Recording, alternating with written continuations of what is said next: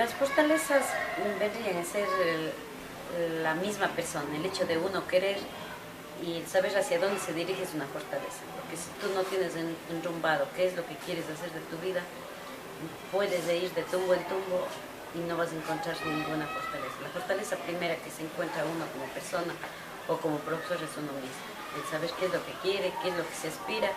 Esas son las fortalezas. Las debilidades,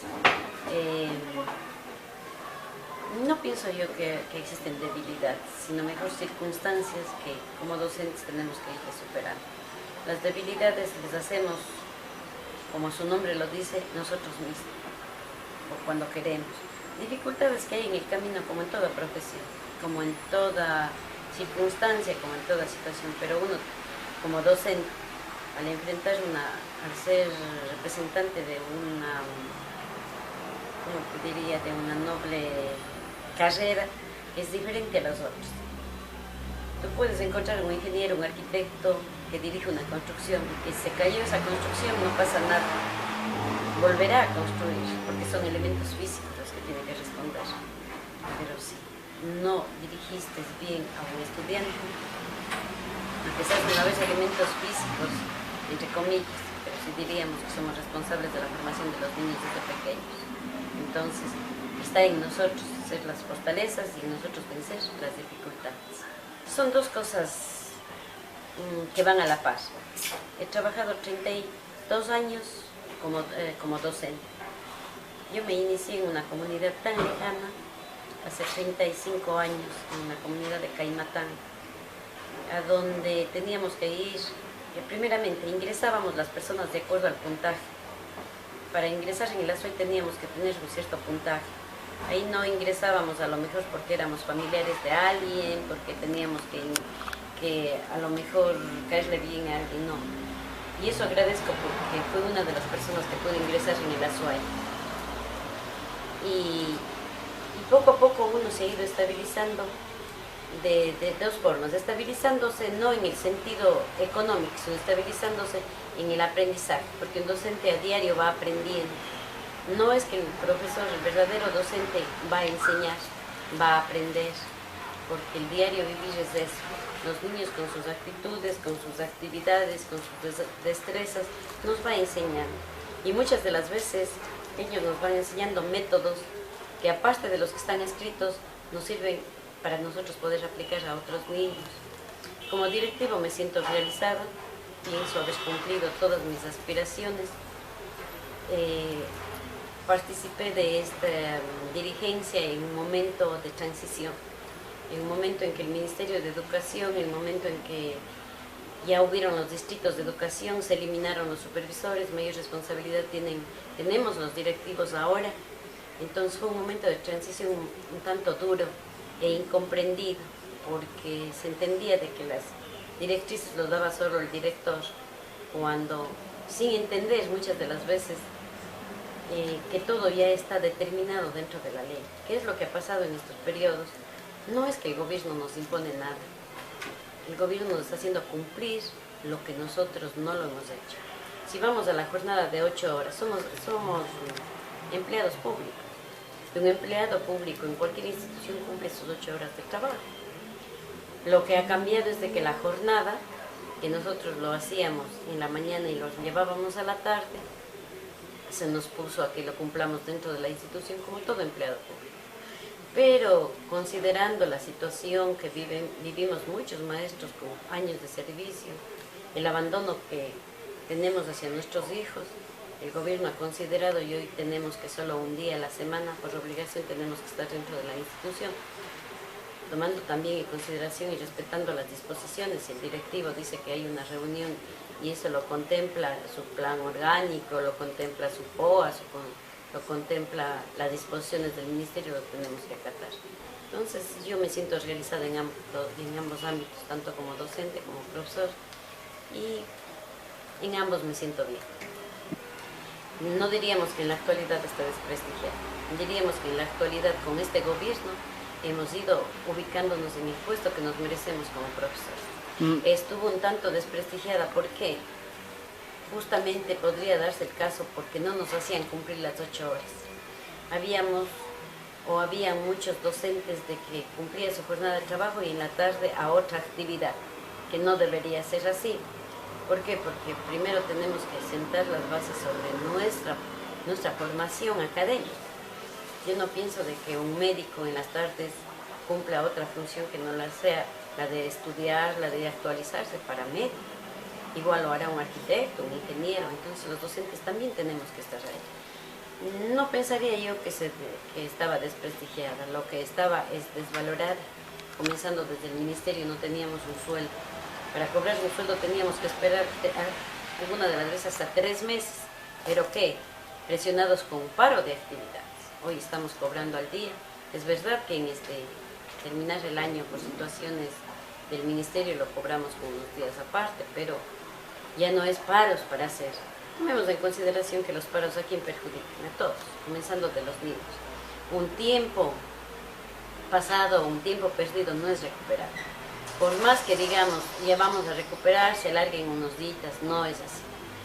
Porque desde el hecho de que nosotros les exijamos a los estudiantes que vengan en un horario que no es el mismo, desde ahí ya estamos nosotros perdiendo el tiempo que no lo podemos recuperar.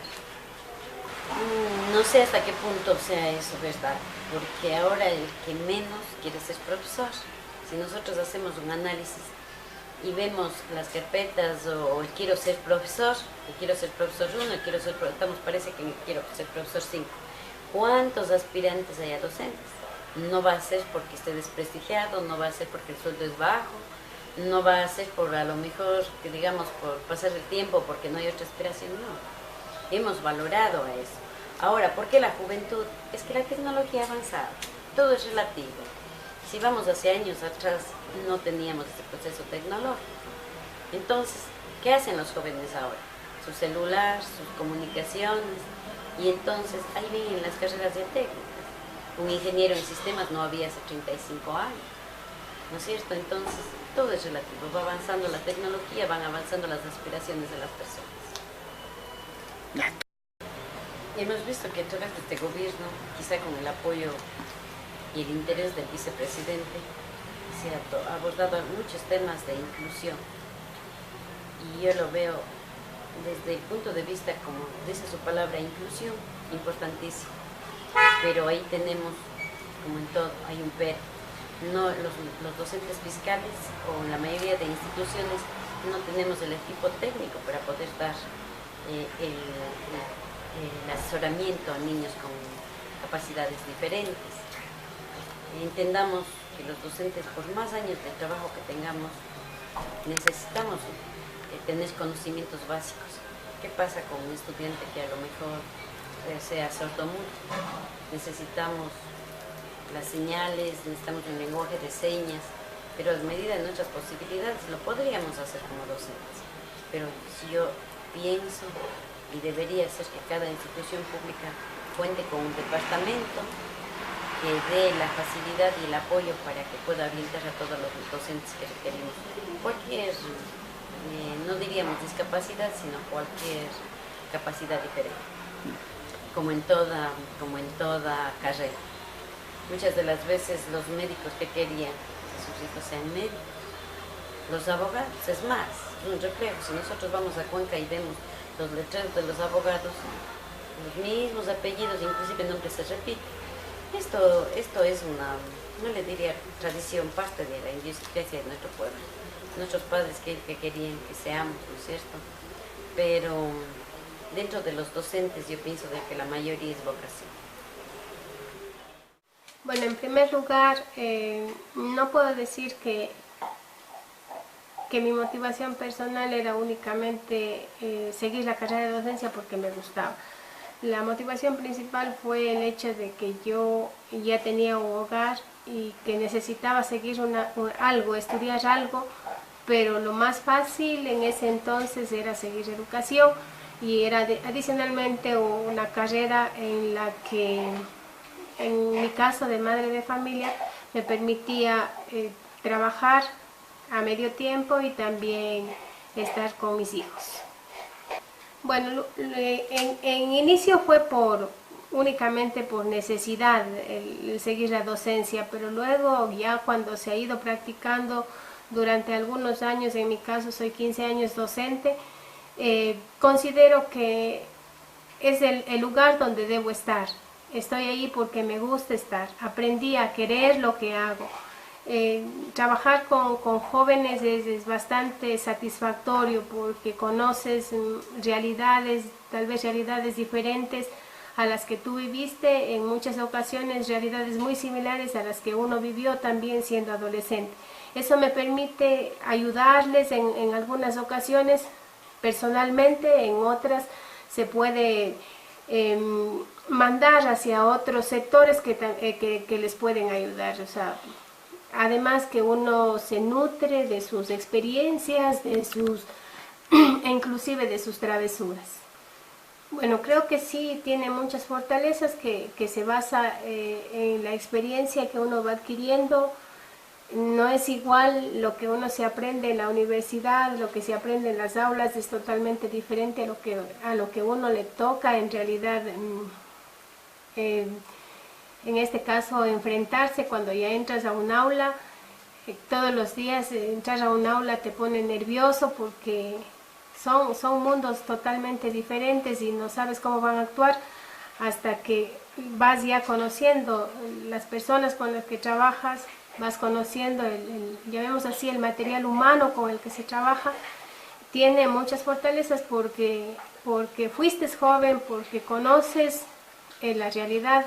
En este caso yo soy del mismo sector donde trabajo, entonces conozco la realidad de mi gente, de mi pueblo. Es muy diferente trabajar en otros sectores donde existen otras realidades totalmente diferentes. Esa sería una fortaleza en mi caso. Debilidades porque el mundo es cambiante y totalmente van cambiando las épocas. Nosotros vemos ahora cómo lo que nosotros no hacíamos antes ahora está totalmente permitido e inclusive en muchas ocasiones se vuelve totalmente normal. Se van debilidades como aquellas en las que se van perdiendo los valores, mismos valores familiares, por el hecho de que las familias están separadas. Entonces eso hace que los hijos no tengan, no sé, algo como, no tienen una formación sólida en valores en muchos de los casos, aunque no son todos reglas generales. Bueno, creo que sí, muchos de ellos sí se han cumplido. En todo caso, uno de mis objetivos al inicio de la carrera docente fue trabajar y poder estar con mi familia. Eso se ha logrado, mis hijos ya tienen una edad madura en este caso. He podido estar con ellos durante la infancia, que es donde más a uno le necesitan. El sueldo que percibo, si no es el mejor, en realidad es al menos algo que sí justifica, porque en realidad si es que miramos hacia atrás, los sueldos paupérrimos que teníamos anteriormente, o sea, le alcanzaban para muy poco y de esa forma los docentes tenían que buscar un trabajo que era a medio tiempo la docencia y completarla con otro, porque el sueldo en realidad no alcanzaba. No se puede decir que en la actualidad el sueldo sea totalmente óptimo, o más bien dicho que alcance para todo, pero por lo menos sí se ha mejorado bastante en la parte económica, llamémoslo así. En la parte profesional, mis objetivos creo que ha sido ayudar a otras personas, y creo que sí se logra a través de la educación. Las pruebas hacia los docentes creo que son muy necesarias porque nos permite ver en qué nivel formacional estamos cada uno de nosotros.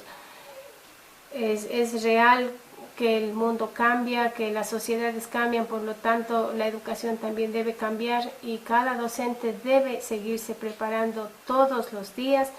Por lo tanto, yo personalmente creo que las pruebas son totalmente necesarias.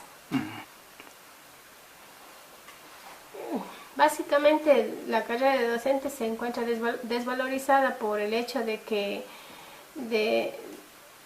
primero es un sueldo bajo. El docente no le da la dimensión necesaria o más bien no le ocupas todo el tiempo para preparar materiales, para planificar, debido a que el sueldo, si es que eres docente únicamente, no te alcanza para mantener a tu familia.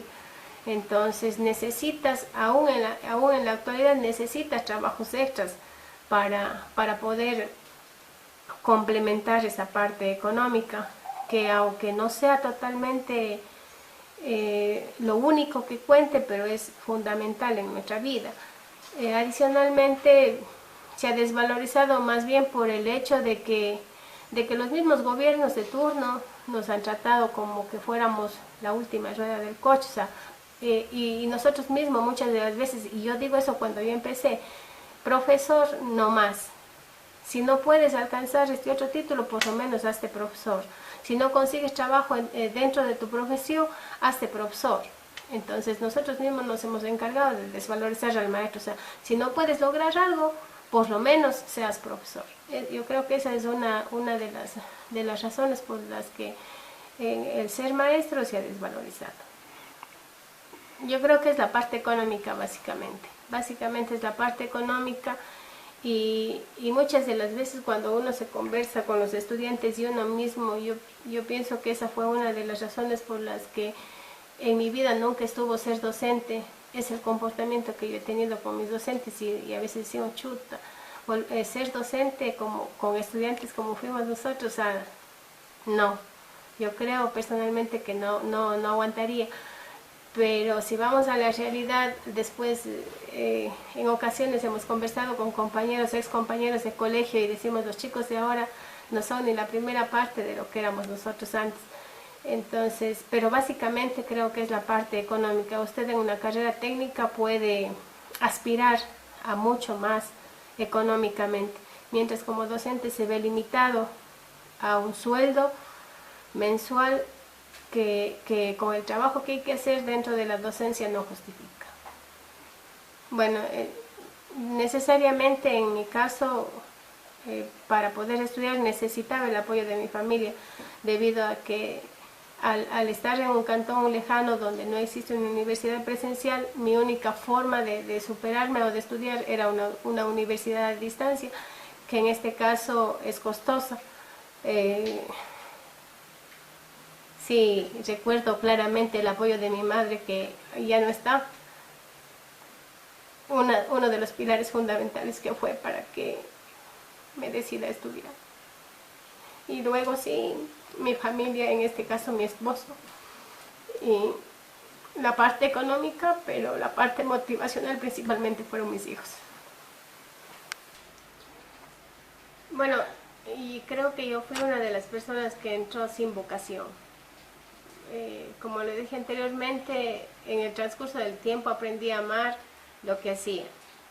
Y eso creo que cambió mucho la forma de desarrollar el trabajo. Pero sí creo que hay docentes que no tienen vocación, que lo único que les hace estar ahí es un sueldo, demuestran cómo no hay una planificación y no les importa mucho qué sucede con el estudiante. Existen casos, y los conozco particularmente, donde lo único que se hace es llegar, dictar una clase más reproducida textualmente, ya sea a través de diapositivas o simplemente una clase verbal, pero más es dictar, y algo que aprendiste o lo que copiaste de un libro, y en realidad lo que sucede con el estudiante no existe un interés.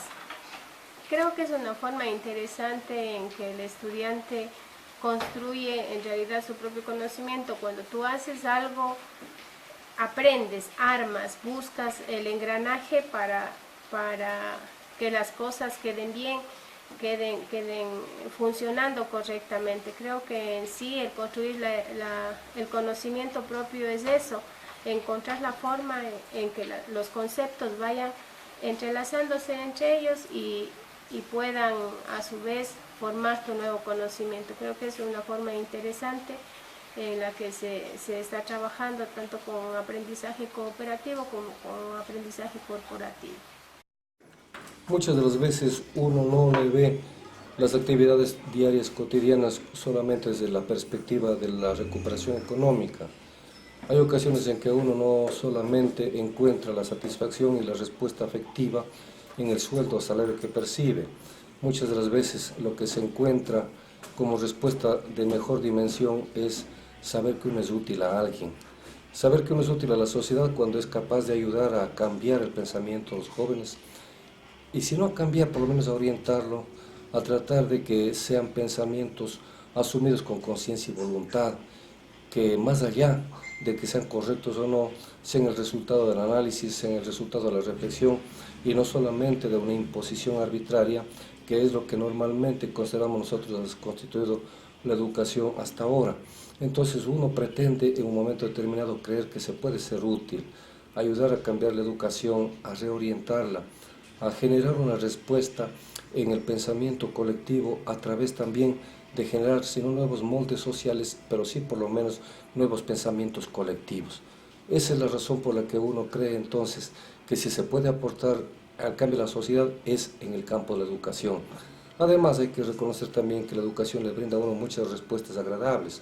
El hecho de compartir con los jóvenes, de estar cerca de ellos, de participar a veces de sus sueños, de sus elucubraciones, de sus ilusiones, o a veces ser testigo de sus locuras, de sus audacias, todo ello constituye también una respuesta moral que muy adentro de la conciencia de uno sirve para llenar el espíritu agradablemente.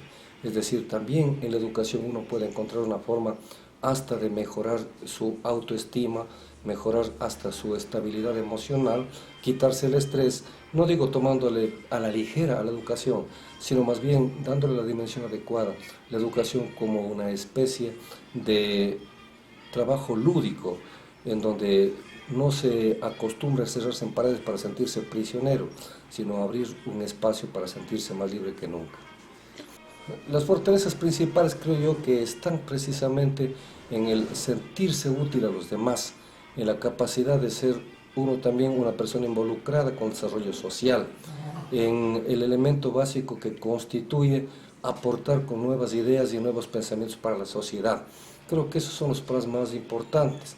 Justo también es de reconocer que actualmente los maestros tienen un sueldo digno, que antes no se lo tenía, por lo que tradicionalmente ser maestro no era una buena opción para poder uno defenderse frente a la vida.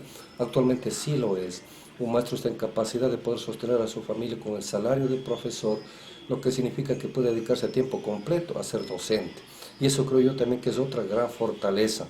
Las debilidades quizá podrían venir más bien desde otros ángulos, desde la incomprensión social, desde el hecho de no tenerse el respaldo necesario para poder desarrollar con plenitud las aspiraciones y poder llegar a los horizontes que se plantea un docente. Quizá otro de los problemas sea el menosprecio de la misma sociedad hacia la labor del maestro, que la considera una labor totalmente secundaria, totalmente menospreciativa, sin recabar en el hecho de que la educación es la única fuente que es capaz de transformar a la sociedad y al mundo entero. Más bien, un poco las cosas fueron al revés. Primero fui docente y después obtuve la profesión de abogado. Y desde luego cuando ingresé a la docencia yo aún no tenía familia, pero como cuando me refiero a familia no tenía hijos, pero cuando uno está en la necesidad de ir abriendo espacios para ir generando capacidades productivas, uno no puede estar mucho en condiciones de escoger. En una sociedad competitiva manejada por un capitalismo asfixiante y completamente individualista, no hay las posibilidades suficientes para encontrar fuentes de trabajo.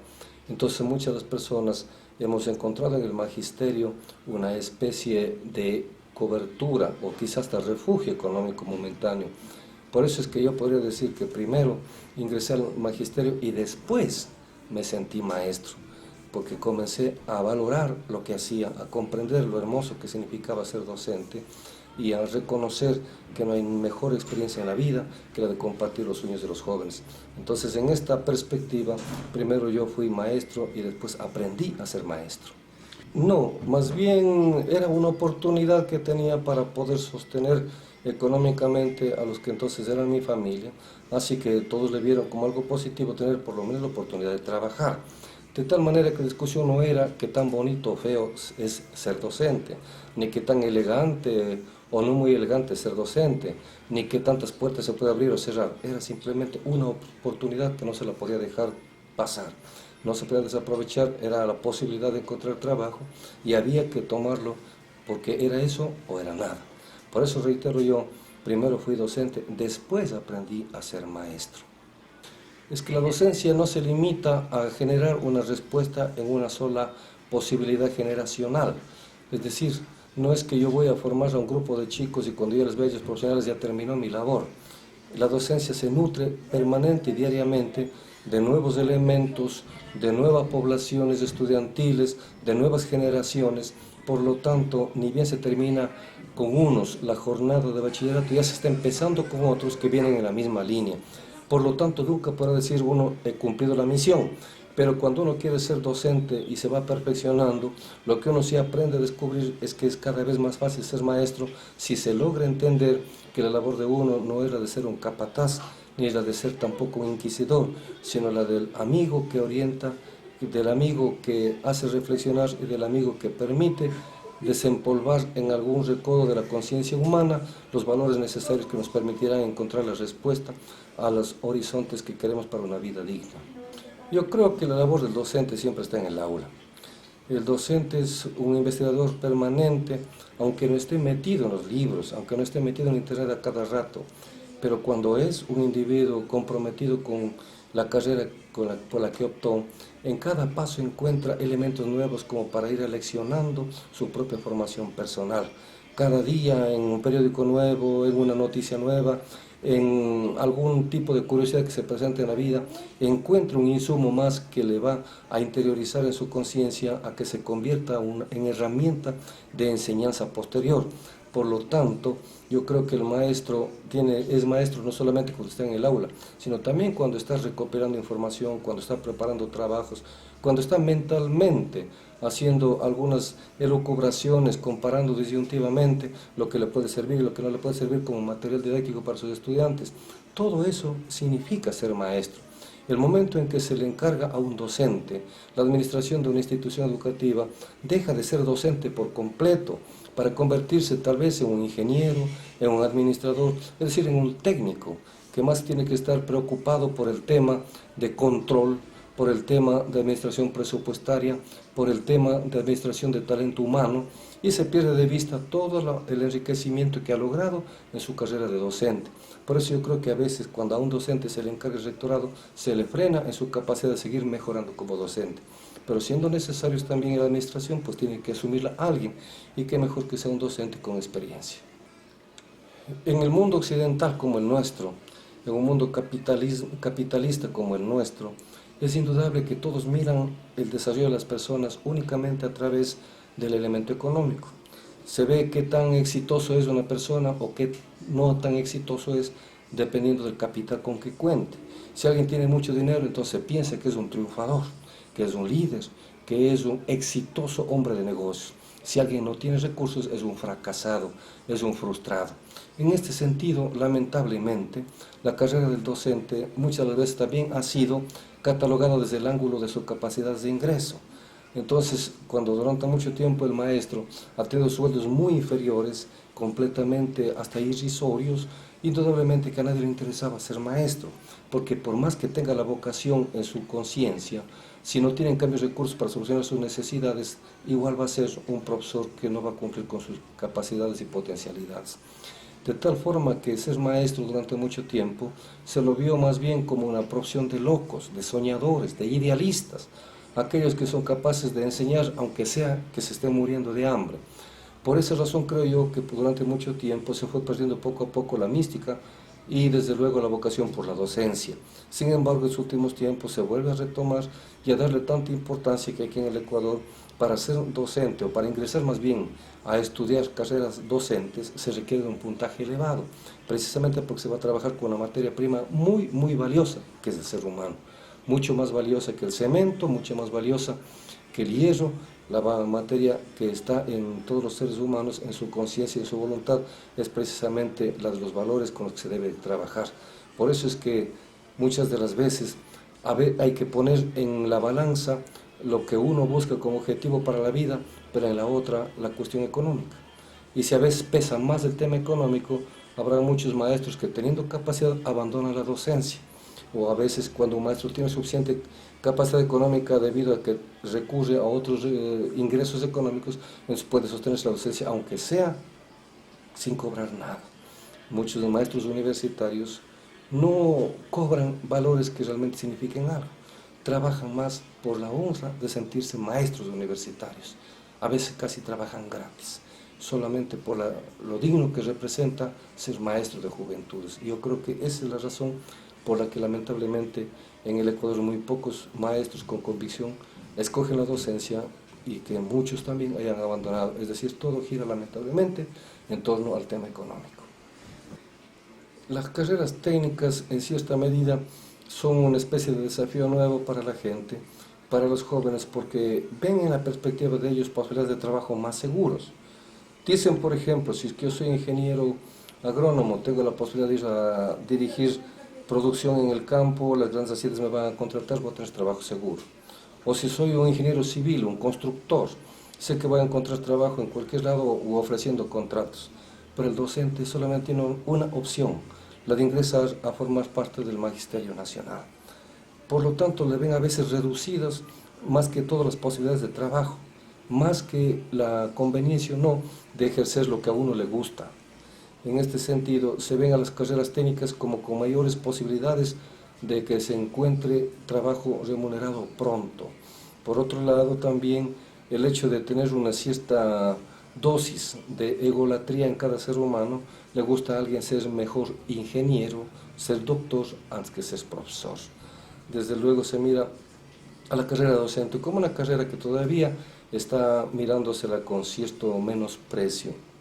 Por eso no llama mucho la atención al conglomerado de personas deficientes en general. De ahí que yo creo que entonces la falta de interés por la docencia no radica tanto en que no sirva la carrera, cuanto en sus pocas posibilidades remunerativas, en su poca posibilidad de encontrar trabajo y también en el hecho de que las personas no los valoran a los docentes con la justa dimensión que ellos se merecen. Por eso creo yo entonces que muchos optan por carreras técnicas antes que por la docencia en general. Yo creo que en toda parte del mundo, así como exigimos a nuestros niños desde el primer grado de educación básica, evaluarles para saber si es que van mejorando o no sus capacidades, sus potencialidades, sus destrezas, sus competencias, también al docente hay que evaluarle. Nosotros no podemos pensar que no deben haber parámetros o que no deben haber ciertos elementos de comprobación sobre aptitudes, capacidades, destrezas de los docentes. Más aún, nosotros hemos acostumbrado a reconocer que existen docentes que siguen enseñando en la misma forma que ellos aprendieron hace 30, 40 o 50 años atrás. Muchos de nosotros todavía tenemos los cuadernos amarillos y raídos por el paso del tiempo y de allí se sigue sacando la materia para dictar a los alumnos. Cuando un docente se aferra a ese estilo de trabajo, indudablemente que no es eficiente ni él, ni tampoco genera a los estudiantes un conocimiento que valga la pena. Por eso es que en estos casos los docentes, con el apoyo actual del gobierno nacional, tienen la posibilidad de contar con textos nuevos, pero en cambio no quieren adaptarse al nuevo currículo, no quieren adaptarse a la planificación que responda también a los criterios de eficiencia del Estado, a los controles de calidad, no quieren adaptarse. Ora porque están anquilosados en sus mecanismos tradicionales, ora porque todo cambio implica un nivel de resistencia alto. Entonces, bajo esta línea, muchos de los docentes no aceptan la evaluación porque temen que al no querer o al no poder adecuarse a los nuevos mecanismos y nuevas herramientas de calidad educativa, terminen por naufragar. Ese propio temor les lleva a oponerse a la evaluación. Yo creo, en cambio, que la única forma de saber si estoy o no haciendo bien las cosas es precisamente con la evaluación, no hay otra forma.